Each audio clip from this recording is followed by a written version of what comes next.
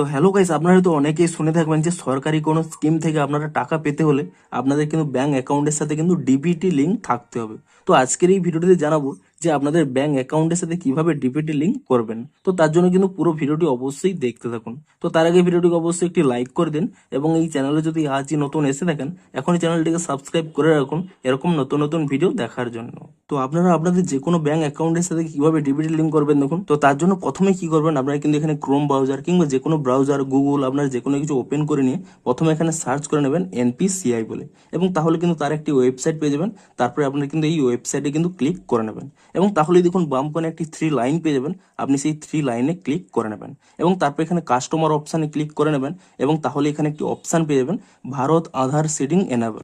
আপনারা কিন্তু এখানে এই অপশানে ক্লিক করে নেবেন এবং তাহলে কিন্তু এখানে অনেকগুলো অপশান পেয়ে যাবেন। আপনারা সিম্পলি এই আধার সেডিং বা ডিসিডিং এই অপশানের উপরে কিন্তু ট্যাপ করে নেবেন এবং তাহলে দেখুন এখানে কিন্তু একটি নতুন পেজ চলে আসবে।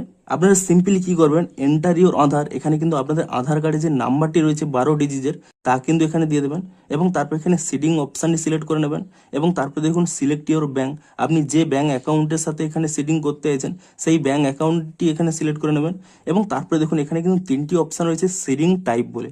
আপনারা যদি নতুনভাবে সিডিং করতে চাইছেন তো এখানে ফ্রেশ সিডিং সিলেক্ট করবেন। এবারে ধরুন আপনাদের হয়তো অন্য একটি ব্যাংক অ্যাকাউন্টে এই সিডিংটি রয়েছে, আপনারা চাইছেন যে সেই ব্যাংক থেকে একই ব্যাংকের অন্য একটি অ্যাকাউন্টে ট্রান্সফার করতে চাইছেন তাহলে এটি সিলেক্ট করবেন, কিংবা আপনারা হয়তো অন্য একটি ব্যাংক থেকে আরেকটি ব্যাংকে ট্রান্সফার করতে চাইছেন তো তাহলে কিন্তু এটি সিলেক্ট করবেন। ধরুন আমি নতুনভাবে কোনো একটি ব্যাংকে এখানে ডিবিটি লিঙ্ক করতে চাইছি, তাই জন্য এখানে ফ্রেশ সিডিং এটি সিলেক্ট করে নিচ্ছি। তো তারপরে দেখুন নিচের দিকে স্ক্রল করে নিলে এখানে কি করবেন, এখানে আপনাদের অ্যাকাউন্ট নাম্বারটি দিয়ে দেবেন এবং সেই অ্যাকাউন্ট নাম্বারটি পুনরায় কিন্তু আরও একবার এখানে দিয়ে দেবেন কনফার্ম করার জন্য। তারপর এখানে কিন্তু চেক বক্সে আপনারা ক্লিক করে নেবেন এবং তারপরে দেখুন নিচের দিকে স্ক্রল করে নিয়ে এখানে দেখুন একটি যখন ক্যাপচা থাকবে সেই একই নাম্বারটি আপনারা কিন্তু এখানে দিয়ে দেবেন এবং তারপরে সমস্ত ডিটেলস এখানে দিয়ে দেওয়ার পরে আপনারা সিম্পলি কি করবেন, এখানে এই সাবমিট অপশানে ক্লিক করে নেবেন এবং তারপর এখানে নিচের দিকে স্ক্রল করে নিয়ে এখানে দেখুন এগ্রি অ্যান্ড কন্টিনিউ এই অপশানে কিন্তু এখানে ক্লিক করে নেবেন এবং তাহলে কি হবে, আপনাদের যে রেজিস্টার মোবাইল নাম্বারটি রয়েছে সেই মোবাইল নাম্বারে কিন্তু একটি ওটিপি চলে আসবে।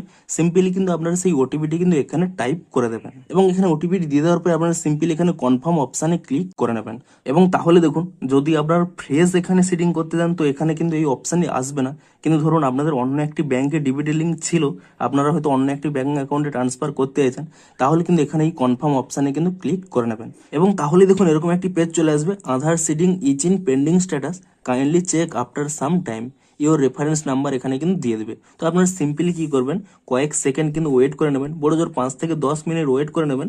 তারপরে দেখবেন অটোমেটিক্যালি কিন্তু এটি সিডিংটি কমপ্লিট হয়ে যাবে। তো তারপরে আপনারা চেক করার জন্য সিম্পলি কি করবেন, এখানে হোমে চলে গিয়ে এখানে দেখুন এইখানে দেখুন একটি অপশান পেয়ে যাবেন আধার ম্যাপড স্ট্যাটাস বলে। আপনারা সিম্পলি এই অপশানে ক্লিক করে নেবেন এবং তারপরে দেখুন এখানে আপনাদের আধার নাম্বারটি দিয়ে এখানে যদি এখানে ক্যাপচারটি দিয়ে দেন এবং তারপরে এখানে চেক স্ট্যাটাসে ক্লিক করে নেন, তাহলে কিন্তু আপনারা চেক করে নিতে পারবেন যে কোন ব্যাংক অ্যাকাউন্টের সাথে কিন্তু ডিবিটি লিঙ্কটি হয়েছে।